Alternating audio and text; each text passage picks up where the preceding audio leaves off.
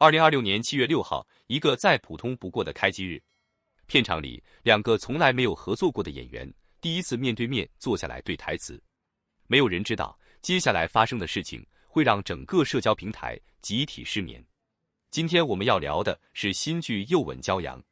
女主南昭，翟依莹饰演，男主靳耀由一位这次搭档的新人演员出演。两个人第一次合作，按理说第一天应该是最尴尬最生疏的一天吧，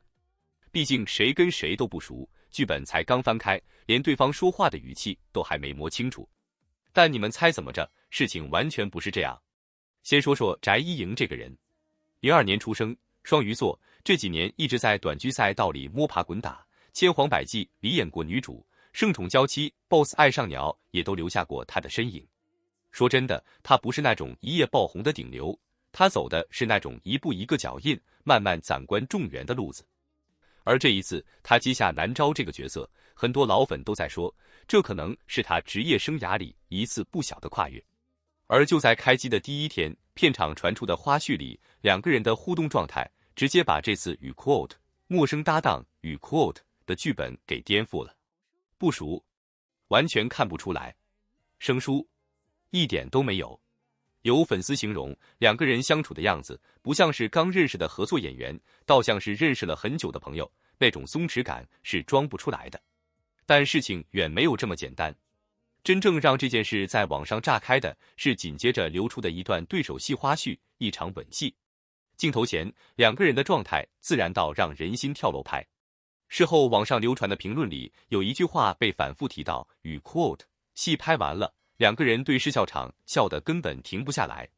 与 quote 就是这个笑场的瞬间，被很多路人和粉丝截了图发到了各个平台。而就在这个时候，另一件事发生了，话题热度直接起飞。评论区里有人说这是与 quote 新人 CP 的高光时刻，与 quote 也有人说与 quote 开机第一天就这么甜，后面怎么办？与 quote 说出来你可能不信，很多资深与 quote 科学家与 quote 看完花絮之后的第一反应居然是与 quote 睡不着了与 quote。 有条高赞评论是这么写的，这个男生演戏的样子安安静静的，眼神很软，看着看着就觉得这个人怎么这么让人上头。如果换作是你第一次跟对手合作，就要拍这种需要极强信任感的对手戏，你会不会紧张？会不会尴尬？但从目前流出的花絮来看，两个人似乎完全没有这种包袱。这种与 quote 零式硬妻与 quote 的状态，其实在娱乐圈里并不常见。那到底是什么撑起了这份自然感？有业内人士分析过，好的搭档感从来不是靠运气。导演选角的时候，往往会特意考虑两个演员之间的气场是否契合。翟依莹本身就属于表演风格比较松弛、生活化的类型，而这次的男搭档，据花絮里的表现来看，也是走细腻、温柔那一挂的。两种气质放在一起，天然就容易产生化学反应。如果你也觉得这场开机出印象不简单，记得点个赞，让更多人看到这对新搭档。评论区告诉我，你磕的是什么？是这场笑场吻戏，还是那种莫名松弛的默契感？直到今天，还没有人能给出一个标准答案，这到底是纯粹的演技，还是真的存在某种私下的投缘？但有一点是可以确定的，观众的眼睛是很难骗的。如果两个人只是在完成一场工作，那种细微的、藏不住的自然感是演不出这么真实的。这也是为什么与 quote 开机出印象与 quote 这种内容永远有人爱看，因为它记录的是最原始、还没有被剧本和人设修饰过的那个瞬间。你看到的可能是两个演员最真实的状态。今天聊到这里，我还想用3件事和大家做一个更深入的分享。第一，真正让一对搭档成功的从来不是运气，而是演员之间气场的契合，加上选角团队精准的判断。很多人觉得一部甜宠剧能不能火，主要看剧本够不够甜，剧情够不够刺激。但这些年短剧市场已经证明了一件事，在精彩的故事，如果男女主之间没有化学反应，观众也很难真正入戏。所谓 CP 感，其实不是两个人站在一起好不好看，而是他们能不能让观众相信他们真的会相爱。这种相信来自很多细节，一个眼神停留的时间，一个不经意的笑容，一个下意识保护对方的小动作，一句台词停顿时流露出来的情绪，甚至连两个人站在一起时身体之间保持的距离，都会影响观众的感受。真正优秀的演员并不是演爱情，而是让爱情自然发生。所以很多经典 CP 在开拍之前其实没人看好，可一旦镜头开始运转，观众却会突然发现，他们之间像是真的认识了很多年，那种默契不是设计出来的，而是自然流露出来的。这就是为什么大家常说与 quote CP 感是玄学，与 quote， 但实际上它并不是玄学，而是一种无法完全量化却真实存在的表演化学反应。而又吻骄阳目前最让人期待的，也正是这种未知的化学反应。第二，为什么仅仅是一场刚刚开始的合作，就能让这么多人熬夜讨论、反复刷物料？答案其实很简单，因为真实感越来越珍贵了。现在的观众比任何时候都更有经验，大家已经看过太多套路，太多工业化生产出来的爱情，也看过太多为了制造糖点而刻意设计的互动。真正能够留下来的，从来不是最夸张的情节，而是那些看起来毫不起眼，却真实的像生活一样的瞬间。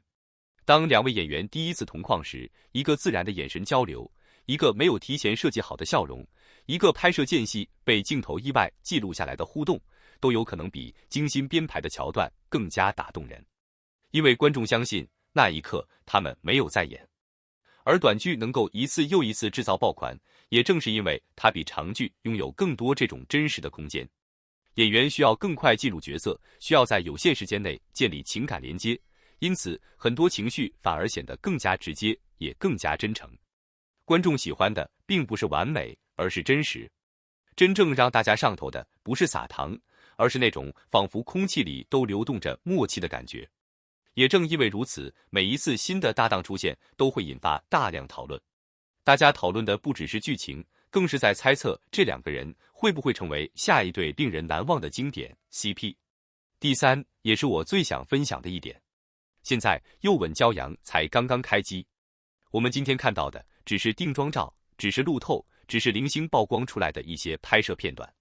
真正完整的故事我们还没有看到。角色之间会经历怎样的成长？两个人的感情会怎样一步步建立？有没有令人意外的反转？那些被大家反复讨论的细节，到底只是巧合，还是导演故意埋下的伏笔？这些问题现在没有人能够给出答案。也正因为不知道，所以才值得期待。追一部剧最幸福的阶段，并不是结局已经公布，而是在所有答案揭晓之前，大家一起猜测，一起分析，一起等待更新的过程。每一次新的路透，每一张新的剧照，每一段新的花絮，都可能带来新的信息，也可能彻底推翻之前所有猜测。这种陪伴一部作品成长的过程，本身就是追剧最大的乐趣。或许又吻骄阳最后会成为今年最受欢迎的短剧之一，也或许它不会创造所有人期待中的成绩，但至少从目前释放出来的信息来看，它已经具备了一部优秀作品最重要的几个条件：有让人愿意继续了解的人物，有能够引发讨论的搭档组合，也有足够吸引观众持续关注的话题热度。剩下的就交给时间，也交给作品本身去回答。毕竟，一部真正能够被观众记住的作品，从来不是因为宣传有多热闹，而是因为它在某一个瞬间让无数观众产生了共鸣。也许是一个眼神，也许是一句对白，也许只是两个人站在夕阳下沉默的几秒钟。但正是这些细微的情绪，最后组成了观众心里最难忘的记忆。所以，又吻骄阳的故事现在才刚刚翻开第一页，未来还有太多未知，也还有太多值得期待的地方。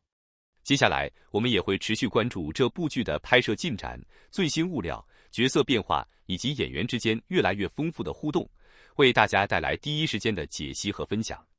那么问题来了，如果让你只用一个词来形容你对又吻骄阳的第一印象，你会选择什么？是期待，是惊喜，是好奇，还是已经开始默默站队这对全新的 CP？ 欢迎把你的答案留在评论区，我们一起讨论。我是 Triple X， 我们下期见。